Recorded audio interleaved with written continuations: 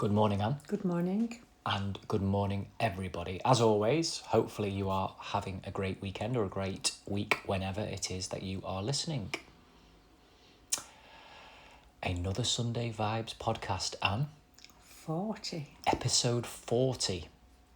Where has the time gone? I know, it's gone really quickly, hasn't it?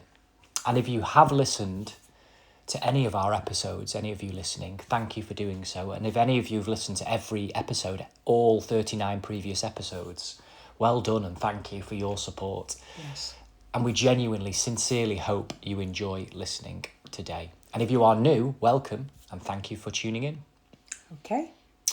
Are you happy to begin, Anne? I am, yes. Great. I have been thinking this morning about how life has changed. I often think about this, particularly in respect to yourself, because you've lived through so much change.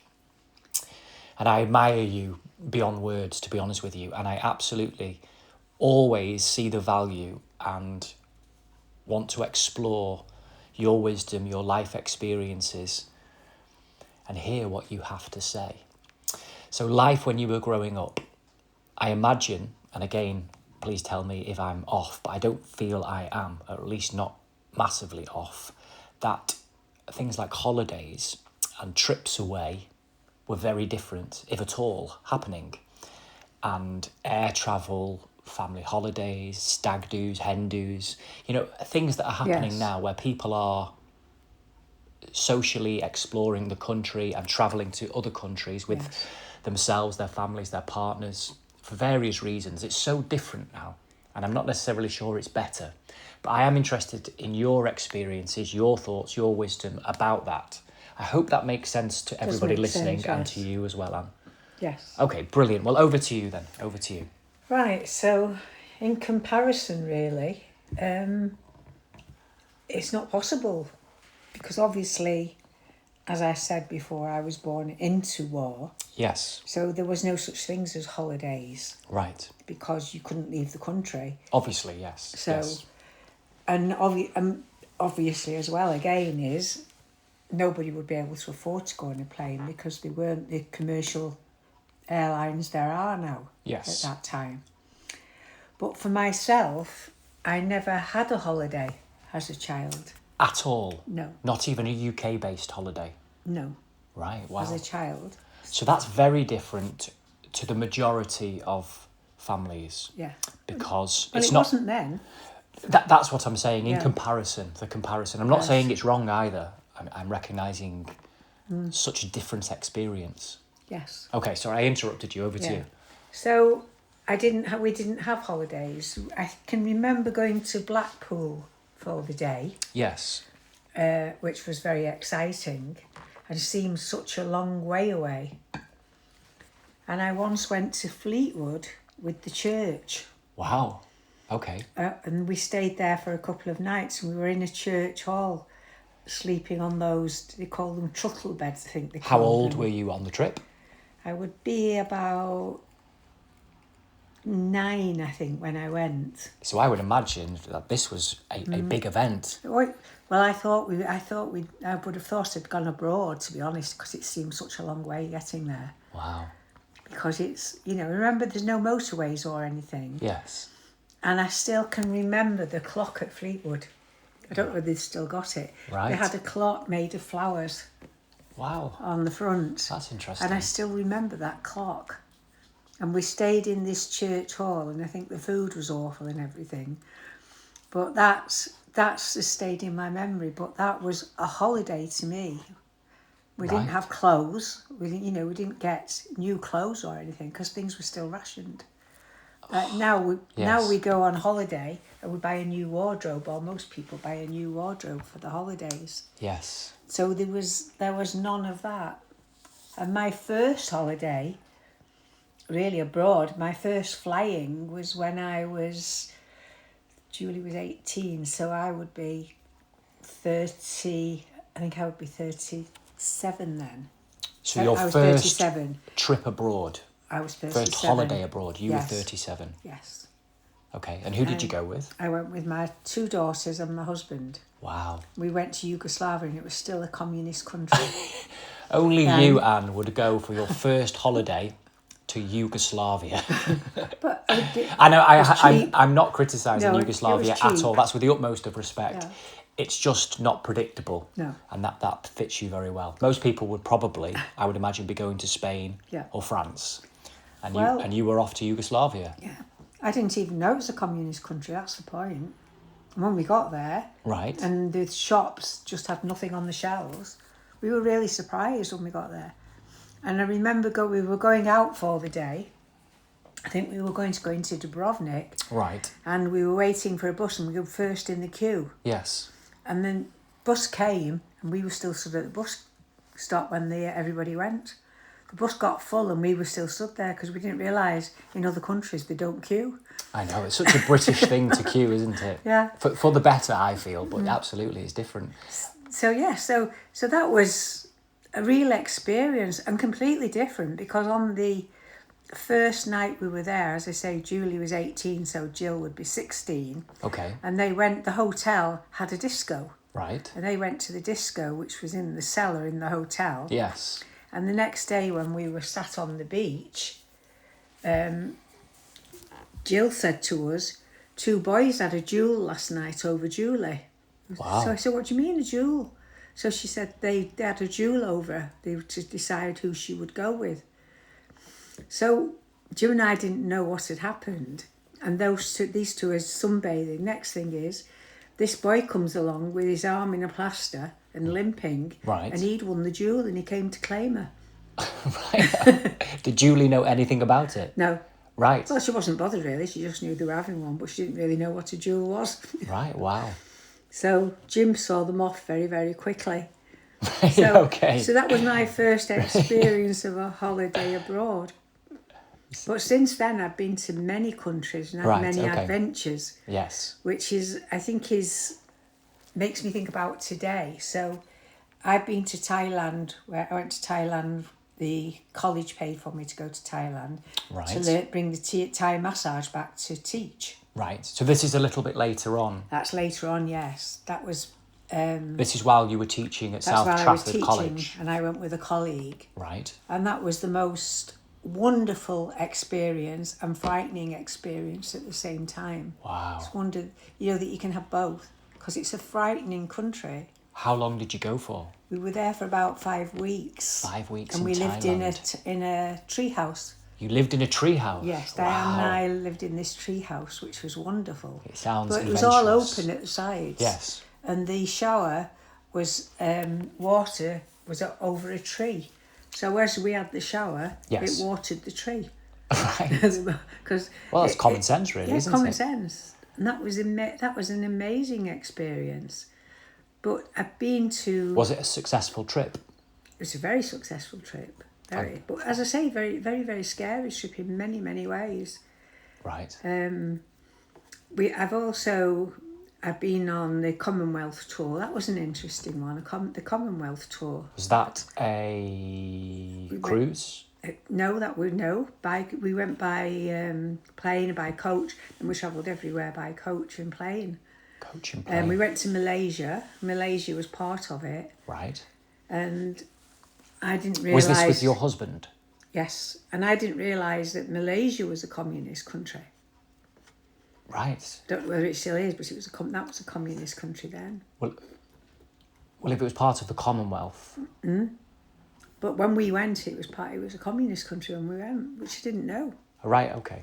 So if I'm honest, hand on heart, I'm not sure of the details no, myself, I'm not sure to be of honest the with you. details. So when I look at my experiences of holidays... It's a very Catholic country, I think, Malaysia. I think so. I don't know, to be honest. I think it's very deeply religious, I think. There was many different religions there. Right, And then you've got people, of course, who live on the water. I may be thinking of Indonesia. Maybe. Yeah. So the holidays that we went on were always for an experience. Yes. An adventure.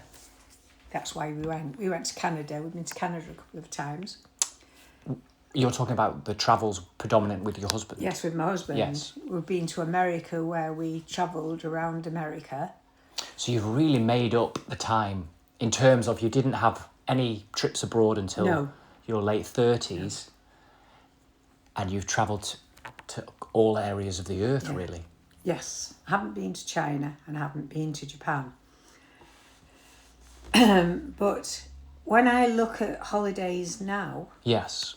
which I can only compare them with, that most people I talk to will say, I'm going to Mexico. I haven't been to Mexico, but I'm going to Mexico. Oh, what are you going to do?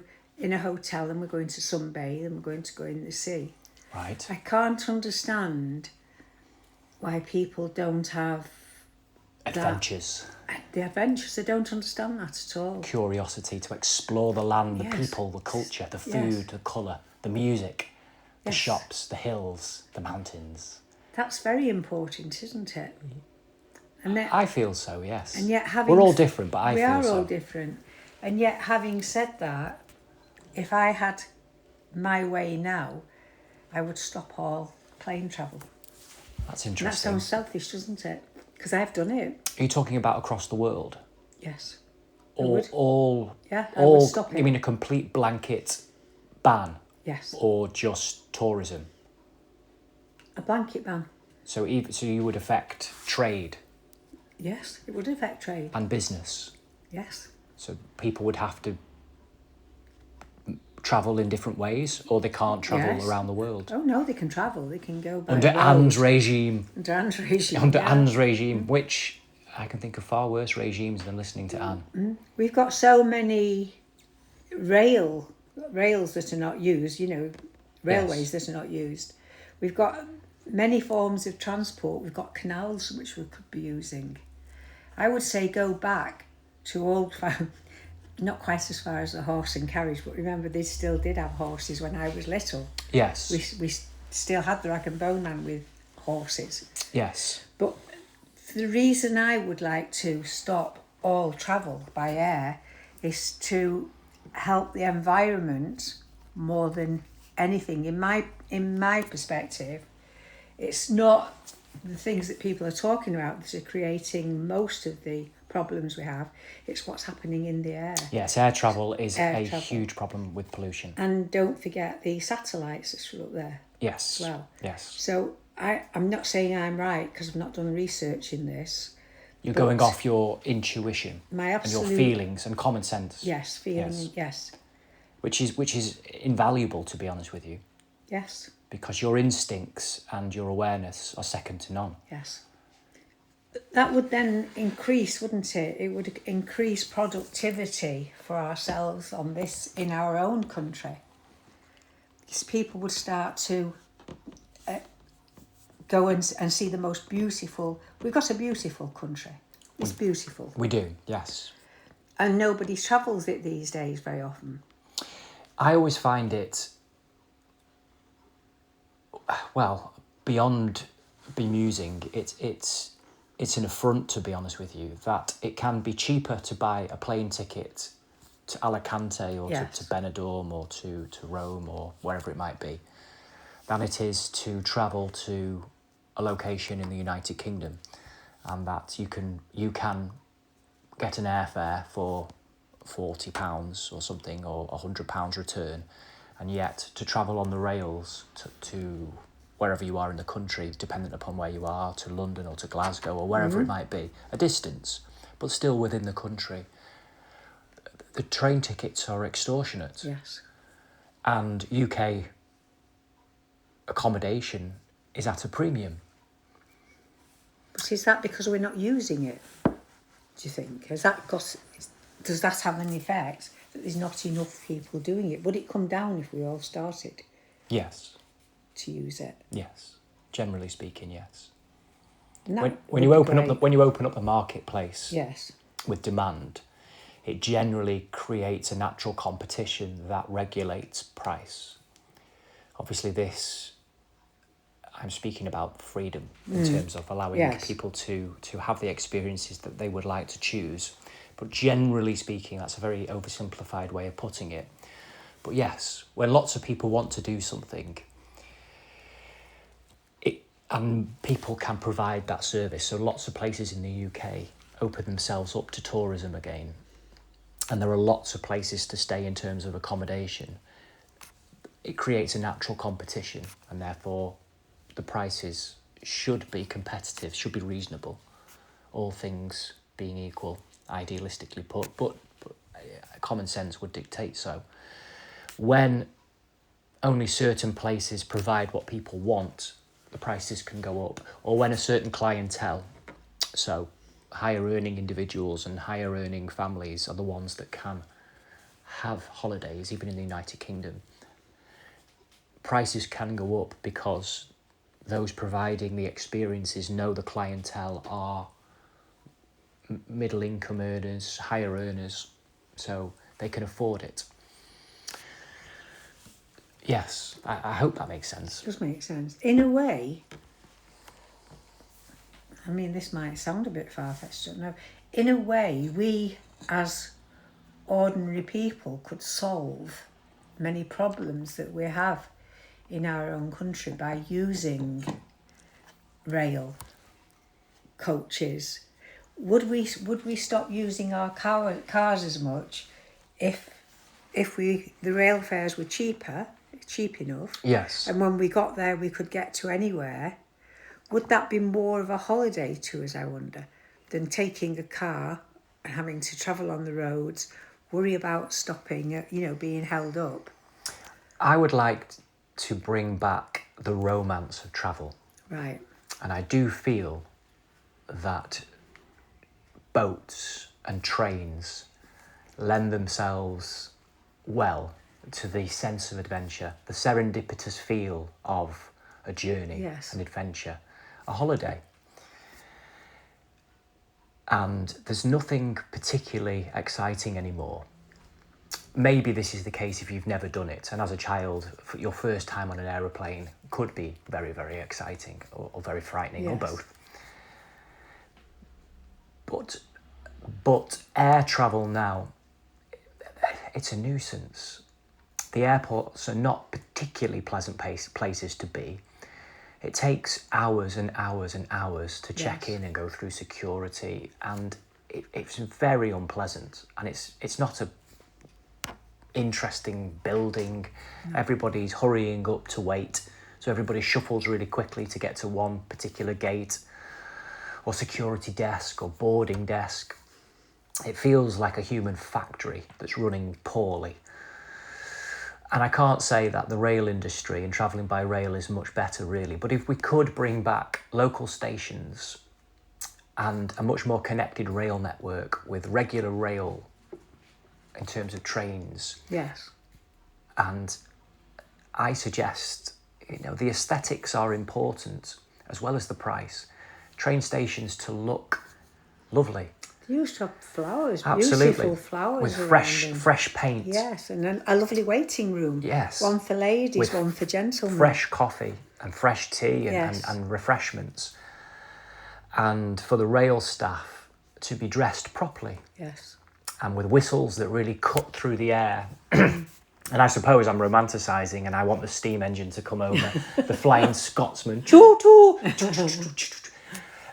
But those sights and sounds, they do invoke a sense of nostalgia for, I'm sure, Yes. lots of people, and a romance and a feeling of warmth and a positive, wholesome human experience. Life isn't always like that, I know, but this, I don't know what it is, to be honest with you, in terms of shallow, vacuous, consumer-driven, greedy, it's just society as it is. And I'm not necessarily talking about any of you listening this morning, but we're all a part of the world as it is now. Train stations to look like train stations. Yes. Boats to look like boats. And the captain of the boat to look like a captain. And the train master to look like a train master. And the train driver to look like a train driver. and then a passenger to look like a passenger. And I know that... To get dressed up, to have the Yes. pleasure of getting dressed up to travel. Yeah, of course. Now people yes. dress down and go in, jogging suits and things like that. Travelling was used to, in my day, used to always get dressed up to travel. Yes. You dressed up, you didn't dress down. Yes. And I find in a lot of instances now, we dress down. Yes. In fact, I had a lady today, and she was talking about, she'd been to a group with a group of people, and they were going shopping. And she said, while she was shopping, this lady, well, she wasn't part of their group, but this lady came into the shop, and she said she had a really, not fancy dress. She had a dress on, which was just floaty. Floaty was the word she used. Yes. She had a floaty dress on. Right. And it was beautiful, and it was all beautiful colours, and she had really nice shoes on. And she walked in, and their group all had, trousers on, casual trousers and T-shirts. Yes. And she said, and she said to me, and I looked at this lady and I thought, why am I dressed like this? Why don't I look like that lady walking in here now? I've got the dresses. Why am I not doing it? That's what she said to me this morning. That's interesting. And I thought, that's very interesting, because I do that as well. I mean, I'm not saying it anybody else. I mean, I'll go out for comfort, Yes. if I'm with a group of women. But why aren't we dressing up and all looking nice? And It's something to reflect on, isn't it? it is something to reflect on, because even children did. Maybe you as a child had to get dressed up if you went out with your mum and dad. Yes, always. I've spoken about the clean shoes from my grandfather. Yeah. Yes. Yeah, absolutely. Yeah. Shirts tucked in. Every standards, I suppose. Things that we rallied and riled against, to be honest with you. I'm sure you did the same, and I'm sure every child tugs away. I'd like to, from my perspective, and I know it's what you're talking about as well, Yes. I think what's happened, at least to some degree, is that the outward appearance of people and the material things that people experience, so houses, cars, holidays, shoes, hair, glasses, anything, Yes.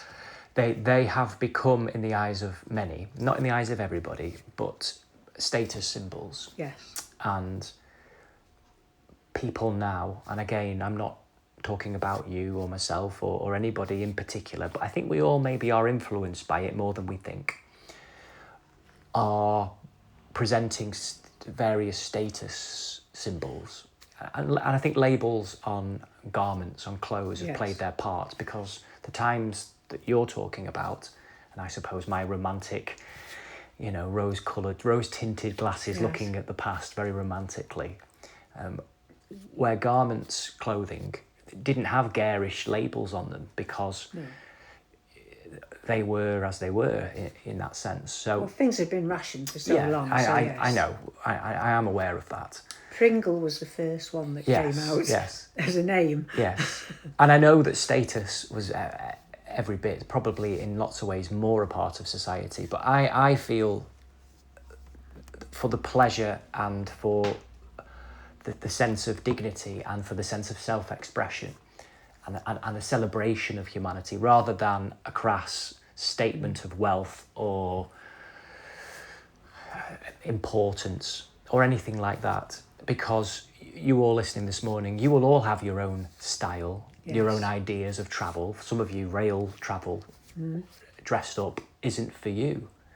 So I'm not passing at all, in thought or in word, any judgment on anybody to dress any particular way that feels right and true and comfortable and expressive for you. But I would like to see people doing that, expressing themselves. Yes. I feel that has become now, particularly with the youth, but with everybody, when people express themselves now, it seems to be for shock. So Yes. people dye their hair garish colours Yes. as statements, to shock, to rebel. And I know that's part of youth culture, and I'm not questioning it in that way.